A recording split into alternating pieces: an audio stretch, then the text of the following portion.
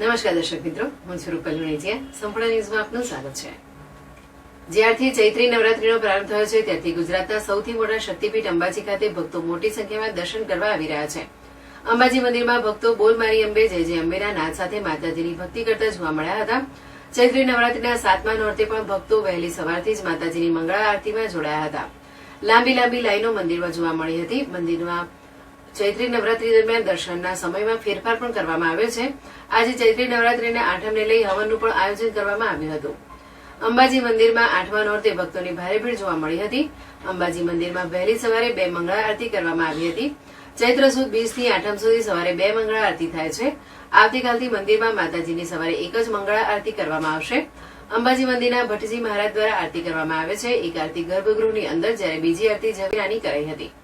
મોટી સંખ્યામાં ભક્તો મંગળા આરતીમાં જોડાયા હતા અને મંગળા આરતીનો લાભ લીધો હતો. ચૈત્રી નવરાત્રીના દિવસોમાં ભક્તો શક્તિપીઠના દર્શન કરવા આવી રહ્યા છે.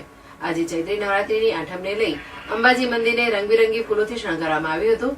સાથે સાથે આજે આઠમનો મોટો હવન મંદિરના ચાચર ચોકમાં યોજાયો હતો.